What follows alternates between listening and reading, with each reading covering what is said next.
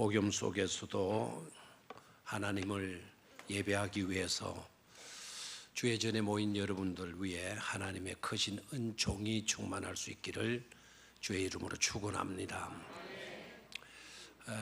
폭염 중이지만 잘 오셨습니다. 하나님이 은혜 주실 것입니다. 그렇게 좌우에 계신 분들과 인사를 나누시기를 바랍니다.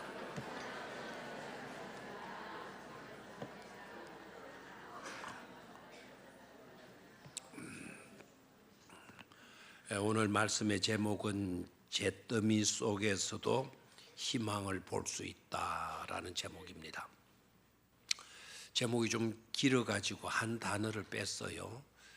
폐허로 잿더미가 된 속에서 가운데서도 희망을 볼 수 있다라는 제목이었는데 조금 줄였습니다. 지금 이 시대야말로 우리가 희망을 볼 수 있어야 되는 그런 시대인 줄로 믿습니다. 참 어렵잖아요. 굉장히 어려운 시대인데 이런 시대이기 때문에 더욱더 믿음의 사람들인 저와 여러분들은 그런 잿더미 속에서도 반드시 뭐를 볼 수 있어야 된다? 희망을 볼 수 있어야 된다라는 거예요. 누구이든 어디에든 위험이 없는 곳은 없어요. 누구이든 어려움에 빠질 때도 있고 위기를 만날 때도 있고 이곳에 가도 어려움이 있고 저곳에 가도 어려움이 있습니다. 보다 덜 위험하고 보다 더 위험하고의 차이가 있을 뿐이지 누구에게나 위험이 따르게 되어져 있고 어디를 가나 위험이 존재하게 되어지는 것입니다. 아마 위험이 없는 곳이 있다고 한다면 오직 한 곳 그곳뿐인 줄로 믿습니다. 바로 그것은 어디일까요? 천국 하나님의 나라이겠죠. 파라다이스라는 말을 쓰는데 파라다이스라는 이 말은 그런 곳은 없다라는 뜻이죠. No place. 그런 곳은 없다. 위기가 없는 곳은 없다. 그 다음에 위험이 없는 곳이 없다. 문제가 없는 것이 없다. 피아라고 하는 것은 세상이라는 뜻이고 우토라고 하는 말은 없다. No place라는 뜻이에요. 그래서 위기가 없고 문제가 없는 곳은 있다 없다? 없다. 또 위기가 없고 문제 만나지 않고 평생을 살다가 가는 사람 있다 없다? 없다. 누구이든지 간에 문제를 안고 있고 누구이든지 간에 어려울 때가 있고 어디를 가나 문제가 있을 수밖에 없다라는 거예요. 그래서 세상 사람들은 다 떨게 되어져 있어요. 불안에 떨고 있어요. 그리고 그 불안을 떨쳐버리기 위해서 모든 예들도 많이 쓰죠. 술을 마시기도 하고 마약을 쓰기도 하고 안정제를 쓰기도 하고. 그렇다고 한다면 그런 상황 가운데서 신앙인으로서 우리가 던져야 할 질문이 있다고 봐요. 꼭 물어봐야 될 질문이 있다고 봅니다.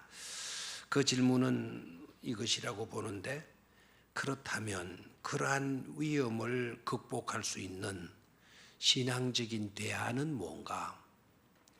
그런 위기적인 상황에서 구원을 받고 그런 위기적인 상황에서 그 모든 것을 극복하고 나올 수 있으려고 하면 대안이 구체적으로 어떤 것인가? 신앙적인 대안, 신앙적인 방법이 어떤 것인가? 라는 것을 우리가 묻지 않을 수가 없을 것입니다. 그래서 먼저 왜 믿음의 사람에게도 위험이 따르고 위태한 일을 만나게 되는 것일까? 신앙하는 우리들도 위기를 만나게 되잖아요. 어려운 때를 우리가 접하게 돼요. 왜 믿음으로 사는데도 불구하고 그런 위험이 따르고 그런 위태한 일을 만나게 되는 것일까? 거기에 대한 분명한 대답을 우리가 가져야 되겠죠. 왜 우리는 믿음으로 살아가는데도 불구하고 어려움에 빠지고 위험한 일을 당하게 되는가? 거기에 대한 해답 이겁니다. 하나님이 우리를 사랑하시기 때문이다라는 거예요. 일부 때는 전혀 화면이 안 나왔어요. 오늘 다른 때보다 일부 예배 때 좀 많이 나왔었는데 조금 많이 나왔음에도 불구하고 일부 때는 아무도 아멘으로 대답 안 했어요. 2부 때는 조금 아멘 소리가 있었어요. 3부 예배 때도 많지는 않지만 그래도 아멘으로 이렇게 화답을 하시네요.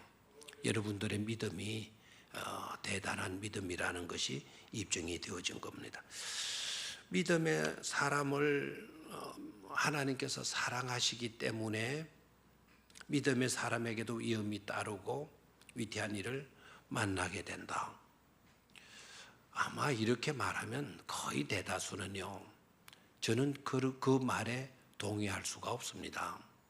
왜인가니까 하나님이 우리를 사랑하신다면 위기를 만나더라도 피할 수 있게 해주셔야 되고, 그리고 뜻하지 않은 위험에 우리가 놓이게 될 때에는 우리를 보호해 주셔야 되지 않느냐.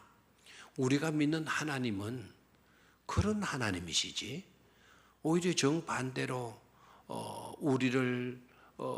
우리가 위험에 빠지는데도, 어려운 일을 당하는데도 놔두시고 계신다. 그것이 또 하나님이 사랑하시기 때문이다. 나는 도무지 그 말에 동의할 수가 없다. 이렇게 대다수 신앙하는 사람들도 여기게 됩니다. 물론 그 믿음이 틀린 것은 아니에요. 충분히 그와 같은 생각 들 수가 있을 것입니다. 분명히 하나님은 우리의 삶에 개입해 주셔요. 크고 작은 일에 일일이 하나님은 개입해 주셔요. 개입해 주셔서 그냥 구경만 하고 계신 하나님이 아니시잖아요. 우리들이 안고 있는 그와 같은 모든 문제를 파악하시고 그 문제를 해결해 주시는 거예요. 문제 해결함 받을 때 우리 어떠합니까? 너무 기쁘죠. 너무 감사하죠. 그래서 하나님은 우리들의 삶의 현장에 일일이 개입하셔서 우리들의 문제를 해결해 주심으로 우리로 하여금 느낌표 인생, 감탄하는 인생으로 만들어 주시는 것입니다.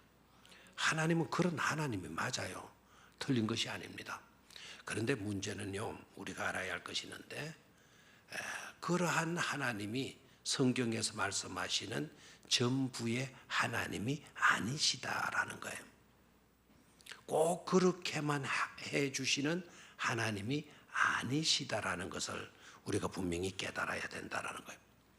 문제가 무엇인가 하니까 하나님을 믿되 모든 문제를 해결해 주시고 문제, 위기 만날 때는 하나님이 막아주시고 그래서 순탄한 길로 나아가게 해 주시는 분이 내가 믿는 하나님이다. 이렇게 결론을 내고 더 이상 다른 하나님을 생각하려고 하지 않게 되게 되면 그게 문제인데, 그게 무슨 문제인가 하니까 그것은 자기 입맛에 하나님을 맞추는 거예요.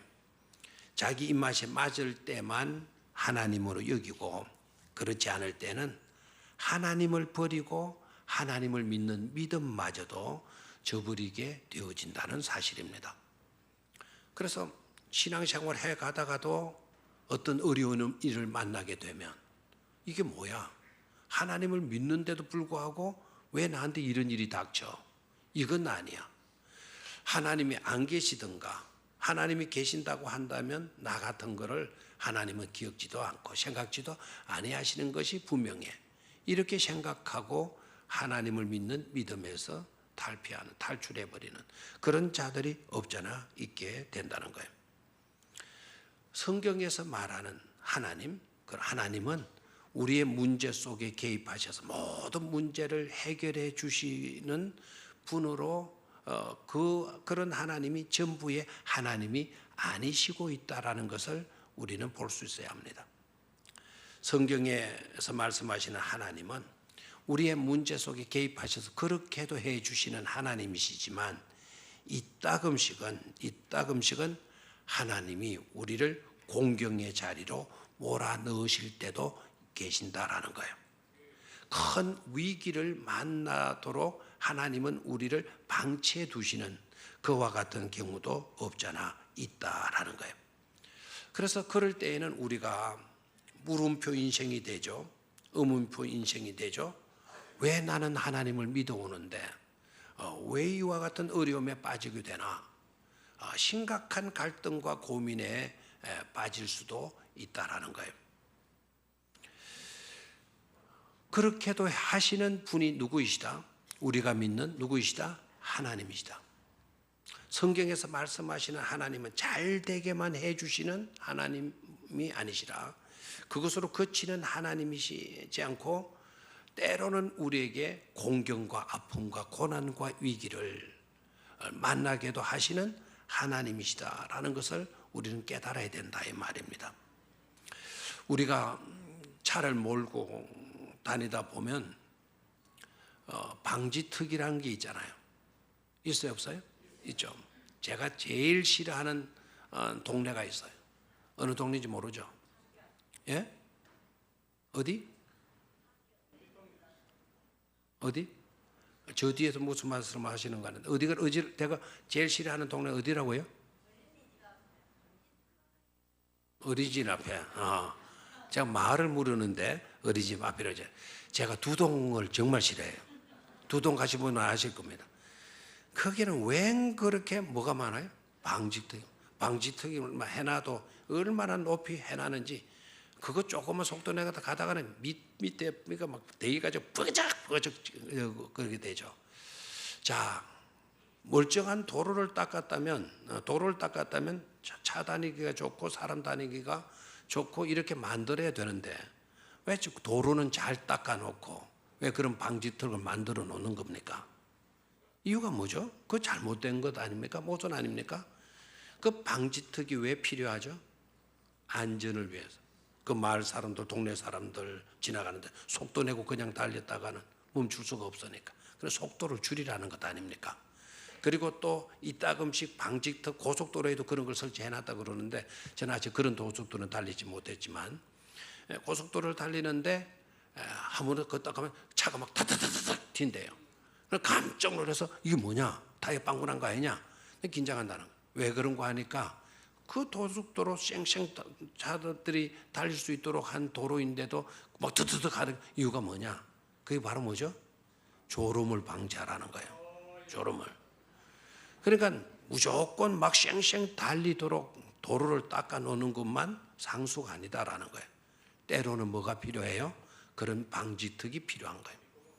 믿음으로 사는 우리들에게도 하나님이 일일이 개입해 주셔서 막아주시고 지켜주시고 이렇게 구출해 주시고 하시는 하나님이시지만 때로는 우리에게 하나님께서 그와 같은 방지턱, 위기의 순간 긴장할 수밖에 없는 그와 같은 고난의 때를 허락하시는 경우도 있다라는 거예요. 있다.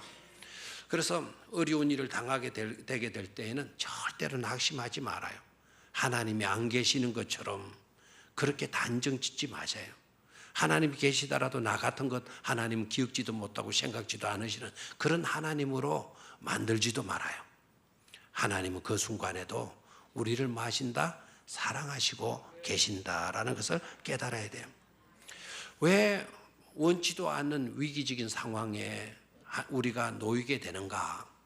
믿음으로 살아오는데도 불구하고 왜 그와 같은 일들을 만나야 되는 것인가? 거기에 대한 해답은 하나님께서 우리를 마시기 때문이다. 사랑하시기 때문이다라는 거예요. 그게 무슨 사랑이냐라고 묻지 마세요. 그것은 사랑이에요. 그런 일들을 통해서 저와 여러분들의 믿음이 견고해지게 되는 줄로 믿습니까? 그래서 우리를 단련시켜 주셔요. 그리고 연약한 그리스도인으로 그냥 남아있지 않게 하시고 그와 같은 어려운 순간들을 허락해 주심으로 인하여서 강한 힘 있는 그리스도인으로 만들어 주시는 것입니다. 그것을 우리가 깨닫게 되어지면 그것마저도 하나님의 사랑이었구나. 우리가 깨닫고 고백하게 되어지는 줄로 믿습니다. 또 한 가지 더 왜 하나님께서 우리가 믿음으로 사는데도 불구하고 어려운 일을 만나게 하시나? 그 이유 두 번째는요. 바로 그러할 때 하나님께서 우리에게 주신 소중한 상급이 있어요. 놀라운 최고의 선물이 있어요. 그것을 활용하라고 하시는 것이죠. 그냥 내가 준 선물을 그냥 찬장 안에 금고 속에 넣어두지 말고, 내가 너희들을 사랑해서 이 값진 것을 주었는데 바로 이럴 때 그것을 끄집어내서 그것을 하도록 해라, 활용하도록 하라는 겁니다. 그러면 하나님께서 우리에게 주신 최고의 선물, 하나님께서 우리에게 주신 최상의 값진 보물은 바로 뭘까요? 바로 믿음 아닙니까? 그 믿음을 그때 쓰라는 거예요. 그때 우리가 가지고 있는 이 믿음은 여러분, 그 어떤 문제들까지도 능히 이겨낼 수 있게 만들어주시는 힘이고 능력이고 무기인 줄로 믿습니까? 우리가 얼마든지 그것을 가지고 떨칠 수 있는, 그것을 가지고 위력을 발휘할 수 있는 그와 같은 것이 바로 믿음이라는 것을 잊지 말아야 된다라는 겁니다. 내가 너에게 소중한 믿음 주었지, 그 믿음 왜 가만히 모셔두고만 있냐? 이럴 때 그 믿음 끄집어내서 마도록 해라, 쓰도록 해라 라는 것 아닙니까? 마태복음 8장을 읽어보면 예수님께서 제자들과 함께 배를 타시고 갈릴리 호수를 건너가시게 돼요. 그때 풍랑이 일게 돼요. 풍랑이 어느 정도 갑자기 일고 나니까 배가 뒤집힐 정도로 풍랑이 일어서 거의 죽게 되어진 위험 속에 놓이게 돼요. 그때 그 배에 함께 타셨던 주님은 뭐 하시고 계시죠? 주무시고 계시는 거예요. 그럼 우리 주님은 잠꾸러기예요. 보통 잠꾸러기 아니에요. 한 번 잠이 들게 되면 천지가 개벽이 되어도 모르고 주무시는 분이 누구이시다? 우리 주님이시다라는 거예요. 그 풍랑, 배가 막 뒤집힐 위기가 있는데 막 제자들은 안절부절 못하고 있는데 그때 우리 주는 코를 골고 주무시고 계시는 거예요. 그래서 제자들이 흔들어 깨우죠. 주여, 우리가 죽게 되어졌는데 어찌하여 잠만 자고 계십니까? 속히 일어나서 우리를 구원해 주십시오. 살려 주십시오. 주님을 깨웠죠. 주님께서 일어나시면서 하품을 하시고 눈을 한번 쑥 부비시고 무슨 일이냐? 아니 이 꼴 보면 모릅니까? 지금 풍랑이 일어나 배가 뒤집어질 중인데 무슨 일이 말이 됩니까? 그때 우리 주님께서 하신 말씀이 뭐죠? 어찌 너희가 믿음이 없느냐? You of little faith. 왜 두려워하느냐? Why do you afraid? 왜 네가 두려워하고 있냐? 믿음이 적은 자들아 라고 야단을 치시죠. 그리고 풍랑을 향해서 우리 주님이 바다야 잔잔하라, 바람아 잠잠하거라, 풍랑아 잠잠하거라 한마디 하시니까 풍랑이 어떻게 돼서요? 멈추어지고 바다가 잔잔하게 되어줄 줄 믿습니까? 그때 우리 주님께서 제자들을 향하여 너희 믿음이 적은 자들아 라고 말씀을 하셨는데 그 말씀의 의미가 바로 뭘까요? 너희들을 다 뭐하고 있냐? 내가 너희들에게 믿음을 주었건만 왜 믿음을 가지고만 있고 이때 써먹지 않느냐? 어찌 너희들의 믿음이 그 모양이냐? 우리 주님께서 말씀하신 것 아닙니까? 그러니까 우리가 위기를 당하였을 때에는 하나님께서 우리에게 서릴 넘치는 장을 마련해 주셨구나, 그런 현장을 마련해 주셨구나, 이때야말로 내가 뭐를 발휘해야 될 때다? 믿음을 발휘해야 될 때이다. 그 믿음을 발휘해서 풍랑을 잠재우듯이 서릴 넘치는 그런 축복의 승리의 은혜를 우리가 누려야 된다 이 말입니다. 그러니까 우리가 살아가면서 왜 믿음의 사람에게 어려운 문제가 닥치나? 두 번째 이유가 뭐라고요? 그때야말로 하나님께서 우리에게 주신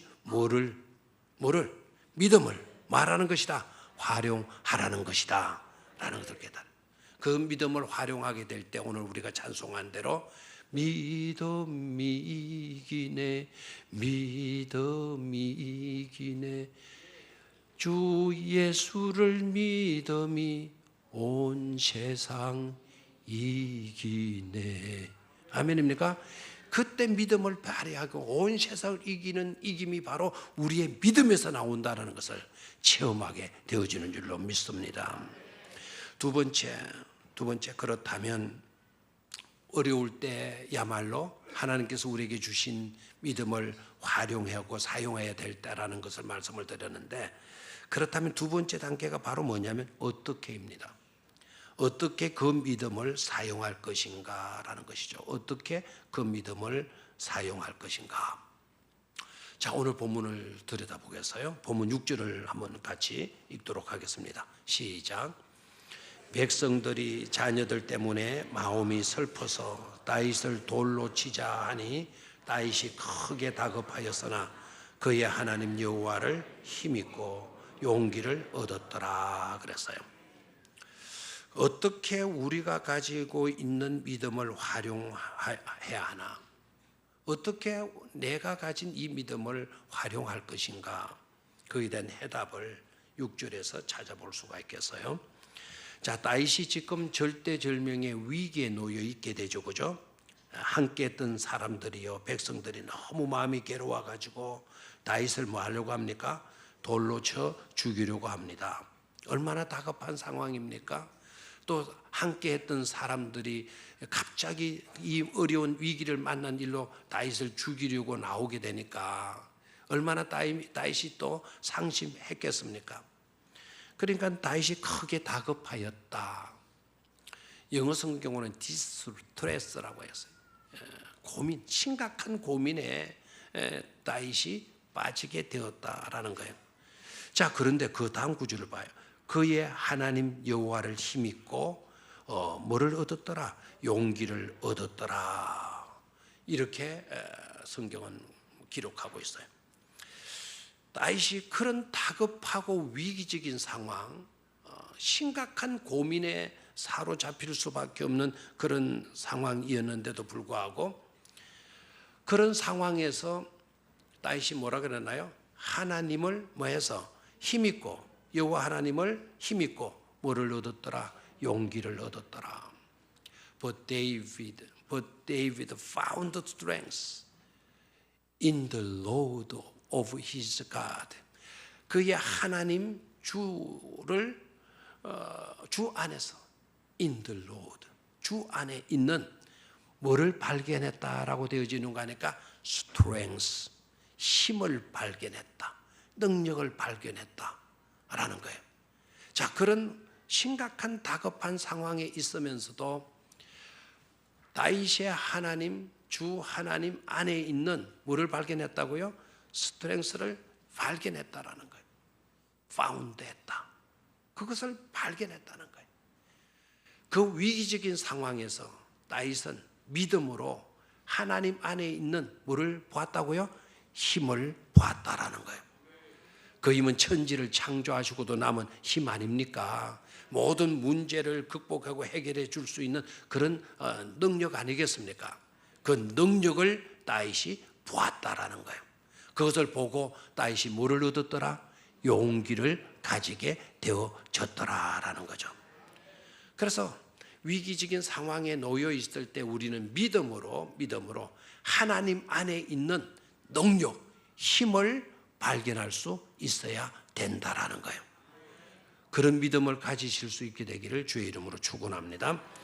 두 번째로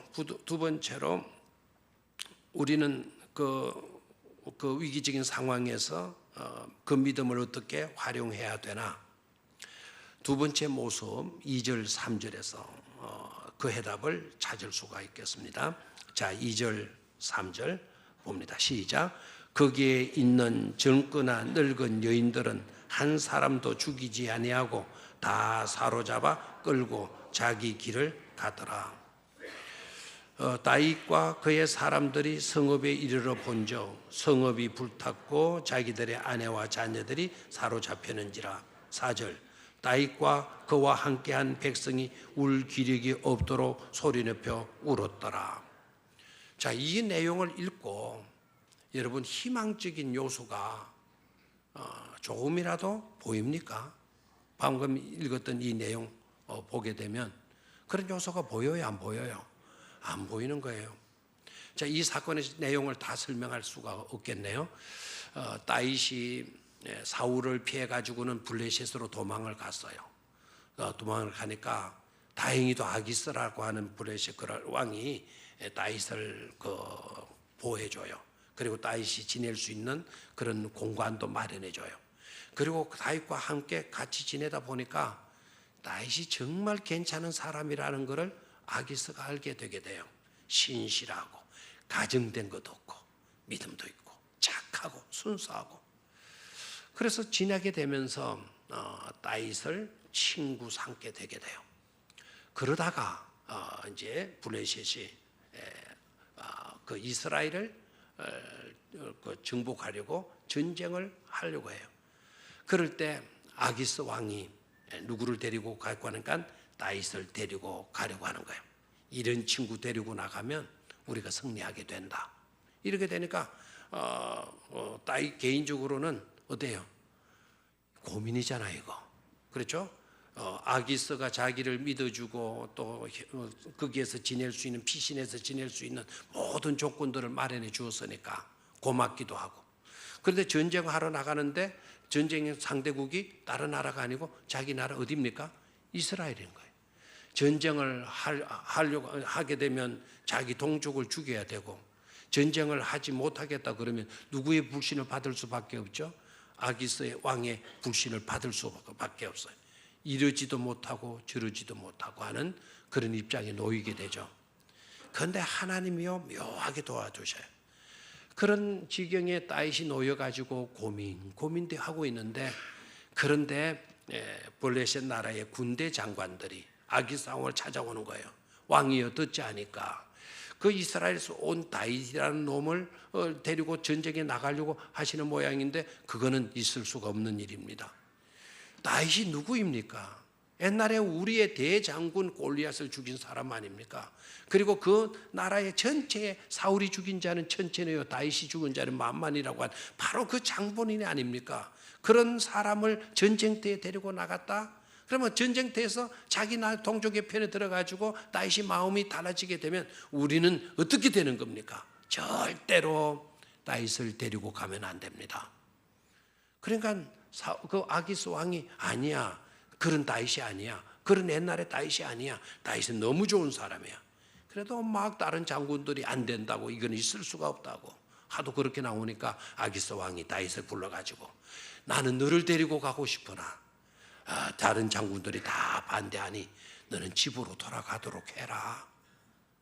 그래서 속으로 다윗은 잘 됐어요, 안 됐어요? 잘 된 거예요. 그리고 또 잘 됐다고 아이고 그렇게 하겠습니다. 당장 가면 안 되잖아요. 왕이요 왜 그러십니까? 나 전쟁에 나가랍니다. 나 나가서 싸우랍니다. 왕을 위해서 싸우다가 죽으면 죽겠습니다. 막 이렇게 나오는데 아니야, 너 돌아가. 그래서 다윗이 돌아온 거예요. 위기를 누가 피하게 해주셨죠? 하나님이 피하게 해주시는 거예요. 그런데 막상 자기가 살던 동네로 집으로 돌아와 보니까 이제는 아말렉 사람들이 쳐들어와가지고, 아말렉 사람들이 막 시글락 동네에 쳐들어와가지고 몽땅 자기 사람들을 포로로 잡아가 버렸다는 거예요. 그리고 그 마을 전체를 불질러가지고 잿더미로 만들어 버렸다라는 거예요. 그런 형편에 지금 그런 형편에 놓이게 된 걸 보고 다윗도 목 놓아 울었다 그랬지 않습니까? 끌려간 아내, 끌려간 자식들 생각해 보면 가슴이 찢어지는 거죠, 그죠? 목 놓아 울었다 그랬어요. 그런데 6절 아까 읽었죠. 다윗이 궁급한 가운데 하나님 안에 있는 뭐를 봤다? 힘을 보고 뭐를 얻었더라? 용기를 얻었더라. 다른 사람들은 그 현장에서 다 우리는 끝났다, 너는 뭐 하고 있었느냐 하면서 돌로 쳐가지고 다윗을 죽이려고 하는 그런 와중인데도 불구하고 다윗은 하나님을 의지해서 하나님 안에 있는 능력을 보고 이제는 그 속에 남아있는 희망의 단서를 찾아내고 있다라는 사실이에요. 우리도 선뜻 읽어가지고는 여기에 무슨 희망의 단서가 있어? 아무리 찾아봐도 희망의 단서가 될 만한 것이 없는데 딱 깨달아지네. 딱 희망의 단서가 하나 남아있죠. 그게 바로 뭡니까? 포로로 끌고 가기는 했지만 한 사람도 죽은 사람이 있다 없다? 없다. 그렇다면 내 백성, 우리의 처자들, 우리의 식구들, 우리의 친족들, 우리 백성들이 뭐 있다는 겁니까?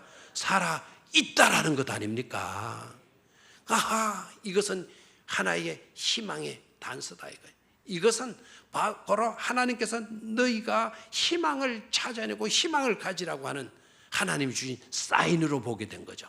표시로 본 거죠. 이게 왜 하나님이 주신 사인일까요? 왜 이것이 희망의 단서가 될 수 있을까요?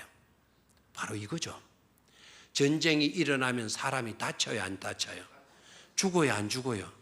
이 세상 전쟁이 일어나고 난 뒤에 한 사람도 죽은 희생자가 발생하지 아니한 전쟁이 있다고 하면 말해봐요. 있어요, 없어요? 있어요, 없어요? 있잖아요, 여기에. 없어요 라고 대답이 나오기를 기대했어요. 사실 희생자가 없는 전쟁이 없어요. 그런데 이 전쟁에서는 희생자가 있다 없다? 없다. 이런 전쟁이 어디 있냐? 이것은 하나님이 우리에게 희망을 가지라고 하는 뭐라고요? 단서다, 이거예요. 단서다. 그렇게 믿은 거예요.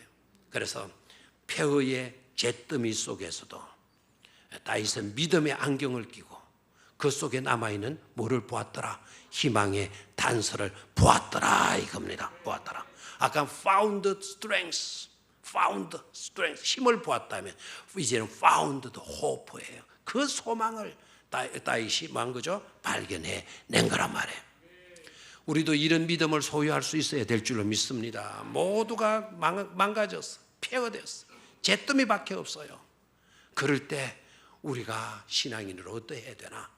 믿음의 안경을 끼고 모두가 안 된다, 끝났다, 이제는 틀려먹었다, 죽여버리자, 따위 너도 죽어라, 다 이렇게 돌들고 나올 때 그러면 그런 상황 가운데 있을지라도 우리는 희망이 있다. 희망을 찾아서 희망을 말할 수 있어야 될 줄로 믿습니다. 지금 얼마나 어려워요, 경제적으로. 지금 이 정부가 경제에 대해서는 빵점이라는 이야기도 나오잖아요. 심각한 경제적인 위기에 지금 봉착하고 있어요. 대기업들이 흐느적거리면 또 이게 어떻게 되는 겁니까? 자, 돈은 있어야 되고, 그러니까 국민들에게 세금은 폭탄을 매겨가지고 세금은 거두고 되고, 지금 힘들어지고 있잖아요. 그러나 신앙하는 사람들은 이와 같은 폐허된 잿더미 속에서도 뭐는 볼 수 있다? 희망은 볼 수 있다. 우리는 희망을 볼 수 있어야 될 줄로 믿습니다. 누구를 탓하지 않아요, 다윗은. 누구 탓이다 서로 책임을 돌리지 않아요. 그리고 그런 와중에서 절규만 하고 아우성만 부르지는 그런 사람도 아니에요. 믿음의 사람이니까. 모두가 안 된다 할 때 우리는 희망을 가지고 될 수 있습니다. 모두가 이것은 절망입니다 할 때 우리는 믿음을 가지고 하나님 안에 있는 힘을 보고 우리는 해낼 수 있습니다. 이렇게 고백할 수 있는 자들이 되어야 될 줄로 믿습니다. 세 번째는 폐허된 잿더미 가운데서도 간절한 기도의 자리로 나아가는 것입니다. 한번 따라하시죠. 간절한 기도의 자리로 나아가는 것이다. 다윗이 희망을 봤어요. 하나님 안에 있는 그와 같은 힘을 다윗이 봤어요.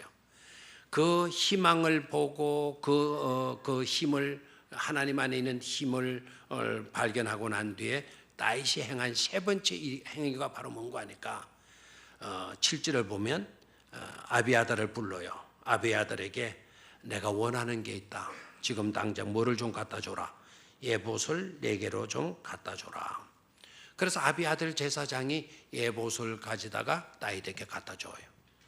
그러니까 다윗이 그 예봇을 받아가지고는 바로 그 예봇을 중심으로 해서 하나님께 무릎을 꿇는 기도 자리를 마련하게 되는 것을 보게 돼요. 8절을 봅니다. 시작. 다윗이 여호와께 묻자와 이르되 내가 이 군대를 추격하면 따라잡겠나이까 하니 여호와께서 그에게 대답하시되 그를 쫓아가라. 네가 반드시 따라잡고 도로 찾으리라. 아멘. 그 폐허의 잿더미 속에서 다윗은 희망을 보더니 이제는 기도의 자리로 나아가고 있는 것을 보게 돼요. 하나님께 기도해요. 하나님, 제가 지금 따라가면 저 아말렉 군대를 따라잡을 수가 있겠습니까? 그랬더니 하나님이 얼마나 또 고마운 분이세요. 하나님이 즉각 다윗아 따라가라. 따라가게 되면 네가 추격하게 되면 그들을 만나게 될 거다. 그리고 그 따라잡게 되고 너희들이 빼앗긴 모든 것들을 다시 찾아가지고 도로 돌아오게 되어질 것이다. 이렇게 응답을 주셔요. 아멘입니까? 폐허의 잿더미 속에서도 다시 일어나고 회복의 길로 나아가려면 우리는 반드시 어느 자리로 나가야 된다? 기도의 자리로 나아가야 된다라는 거예요. 하나님 안에 있는 힘을 보고 그 다음에 그 속에 남아있는 희망의 단서를 포착했다면 이제는 어느 자리로 나가라? 기도의 자리로 나아가라는 거예요. 그렇게 되면 빼앗겼던 모든 것들을 다 뭐하게 된다? 되찾게 되어진다라는 겁니다. 그런 믿음을 가지실 수 있게 되기를 축원합니다. 그런데 문제는 있어요.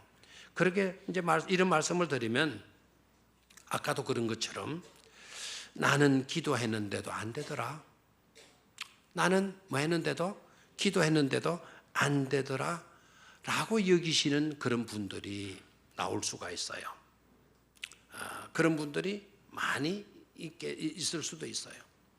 나 기도했는데 나는 안 들어주시던데, 그렇게 고백하는 사람들 있어요. 한편은 이해가 돼요. 자, 그런 분들을 위해서요 28장의 내용과 좀 대조해서 말씀을 드리고 마치겠어요. 28장으로 올라가서 보면은요 28장에는 사울 왕이 기도하는 내용이 나와요. 사울 왕이 블레셋 전투를 앞두고 사울 왕이 하나님께 뭐한다? 기도한다. 자, 다윗은 지금 어느 전투를 앞두고 아말렉 사람들과 추적해서 따라잡고 싸워가지고 하는 그런 문제를 두고 다윗이 뭐 하고 있다? 기도하고 있다. 그러면 누구도 기도해요? 다윗도 기도하고 누구도 기도한다. 사울도 기도해요. 모두가 전쟁의 문제를 앞두고 다윗도 기도하고 사울도 기도해요. 근데 다윗이 기도한 것은 하나님, 우리가 방금 읽었다시피 즉각 뭐 해주셨어요? 응답해 주셨어요. 그리고 응답한 대로, 응답해 주신 말씀대로 따라잡았어요? 못 잡았어요? 따라잡고 빼앗겼던 모든 것들을 다 되찾아 돌아오게 되죠. 승리하고 돌아오게 되죠. 그럼 사울은 어떠냐? 전쟁의 문제를 두고 하나님께 사울도 기도했는데, 그런데 사울의 기도는 하나님 들어주시지 않아요. 그렇게 기도했는데도 들어주지 않고 사울은 그 전투에서 패배하게 되고 그 전투로 인해서 사울은 실은 몰락의 단계로 빠지게 되어집니다. 똑같이 기도했는데 누구는 되고 누구는 안 되는 겁니까? 자, 이런 말씀을 드려서 좀 죄송하지만 나도 기도했는데 하나님이 내 기도 들어주지 않던데 라고 그렇게 생각이 되어지거들랑 사울의 기도의 내용, 사울의 기도의 모습을 좀 눈여겨 들여다 볼 수 있어야 돼요. 다윗은 하나님께 기도했더니 응답이 되고 사울은 하나님께 했는데도 불구하고 응답되지 않았다. 그렇다면 기도를 했느냐 안 했느냐의 문제가 아니죠. 둘 다 기도했으니까.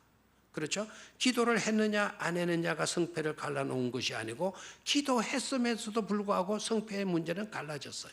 이유가 어디 있냐 이거예요. 기도의 절박성이에요. 기도를 드려도 어떤 마음으로, 어떤 심령으로, 어떤 자세로 드려라? 절박한 심령으로 드릴 수 있어야 된다라는 거예요. 또 한 가지, 기도를 드려도 어떤 기도를 드려야 되느냐? 끈질긴 기도를 드릴 수 있어야 된다라는 거예요. 자, 사울의 기도로 들어가 볼게요. 사울이 블레셋 전투를 앞두고 하나님께 뭐 했다? 기도했다. 사울도 기도했어. 근데 그 기도 들어줬다 안 들어줬다? 안 들어.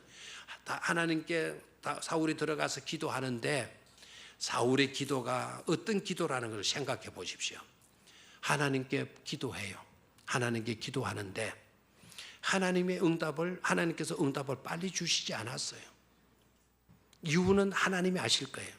그런데 그 이유가 어디에 있었는가를 우리로 하여금 깨달을 수 있게 만드는 일이 일어나요.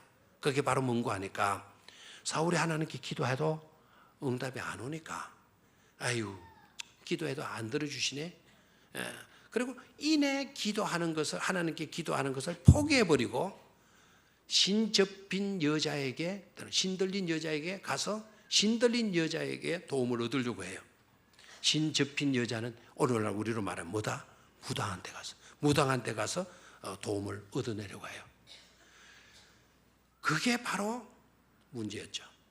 하나님에게만 해답이 있다라고 믿었다면 끝까지 누구께 매달렸겠어요? 하나님께 매달렸겠죠.